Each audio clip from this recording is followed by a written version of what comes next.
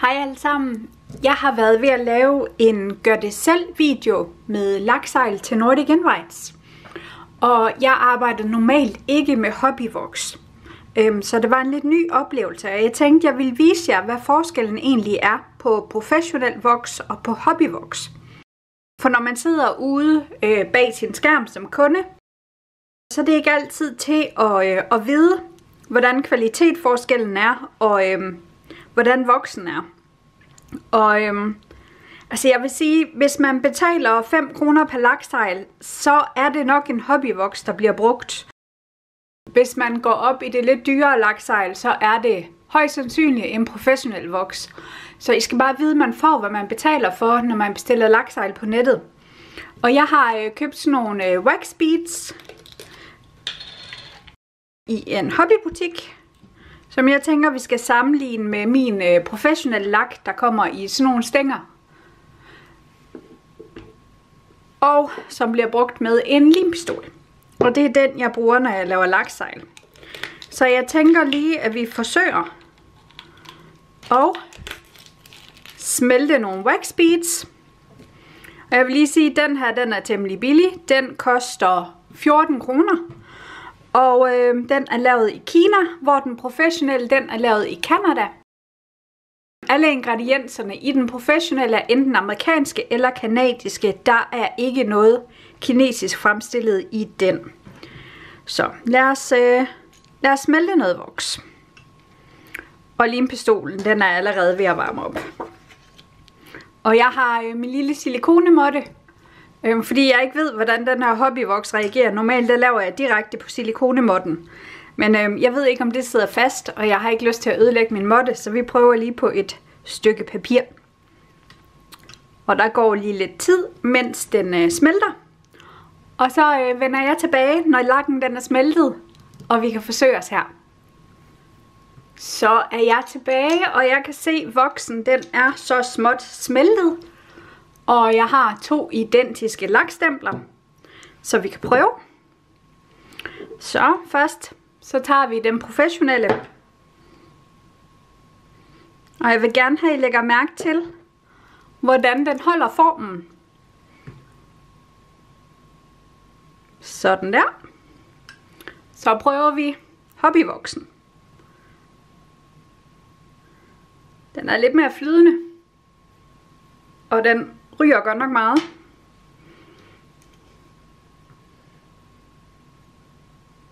Jeg kan godt mærke, at den er lidt mere flydende. Nu prøver vi lige at se, hvad der sker. Så lader vi dem lige størkne.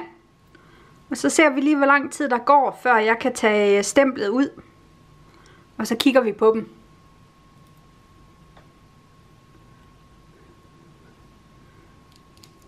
Så kan jeg tage stemplet af den professionelle. Jeg ved ikke helt, om jeg tør herover. Nej, den er der ikke endnu. Vi venter lige lidt.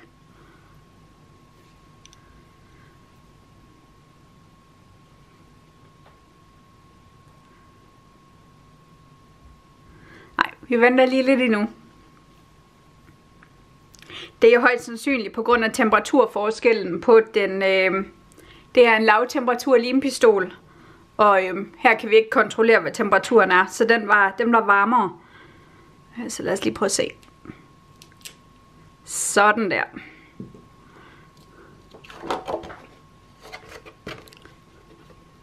Her har vi hobbyvoksen. Her har vi den professionelle.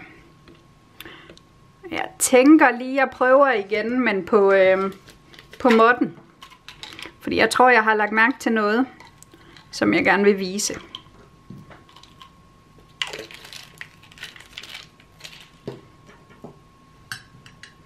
Og jeg vil lige sige, at det er ikke fordi, der er noget i vejen med at bruge hobbyvoks. Jeg synes bare, at den er til hobbybrug, og jeg synes, det er helt fint, hvis man som privatperson gerne vil lave et par kuverter eller sådan noget. Men som professionel, der arbejder jeg ikke med den her billige voks. Så lad os lige prøve at se, når vi svælter på måtten, og se, hvad der sker der. Jeg er lidt spændt på det. Så allerede nu kan jeg godt mærke forskel på dem, på selve teksturen. Det virker som om, der enten er noget stearin eller noget bivoks i den billige, og det er der ikke i den professionelle. Så vi venter lige på, at de er smeltet, og så kommer jeg tilbage igen. Så er vi snart ved at være der. Prøv lige at bevæge den lidt rundt, så vi kan... Sådan der. Mens den smelter helt, så tager vi lige den prof igen. Og så tager vi den lige her på måtten.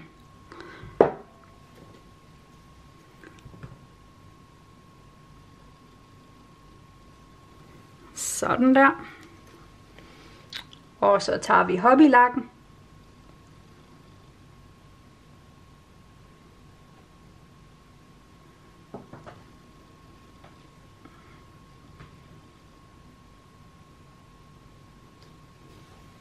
Sådan der.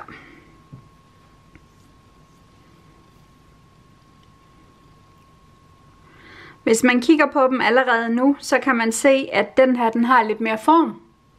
Hvor den her, den flader lidt mere ud. Det har nok også noget med temperaturen at gøre. Men jeg tror også, der er lidt mere gods i den professionelle lak. Men lad os nu lige se. Sådan der. Så er den klar til at blive taget af. Den lader sig lige vente på sig lidt endnu.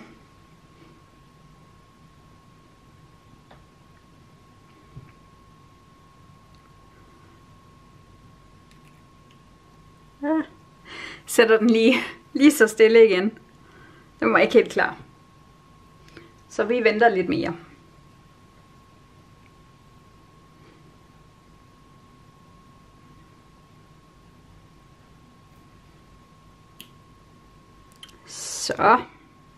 Så vi lader dem lige køle af, og så vender jeg tilbage. Så er jeg tilbage igen. Jeg har været ude og lave mig en lille kop kaffe. Så vil jeg lige prøve at tage dem op, så vi kan se.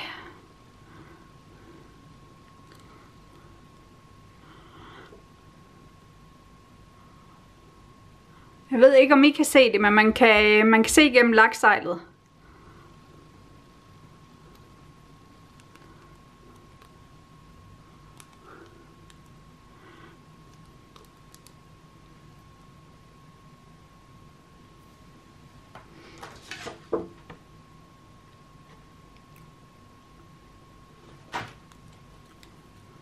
Så det føles en del tyndere end det her. Prøv lige.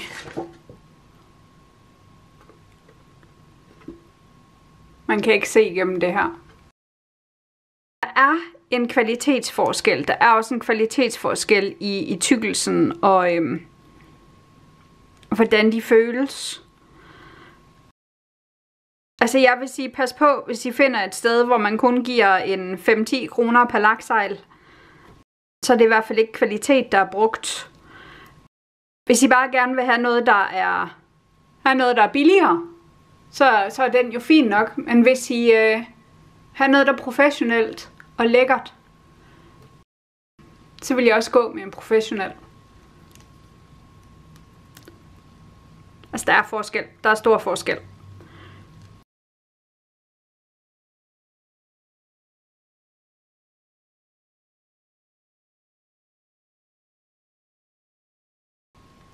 Flytter lige lidt rundt på dem, så jeg ikke kan sige, at det er, fordi det var lyset.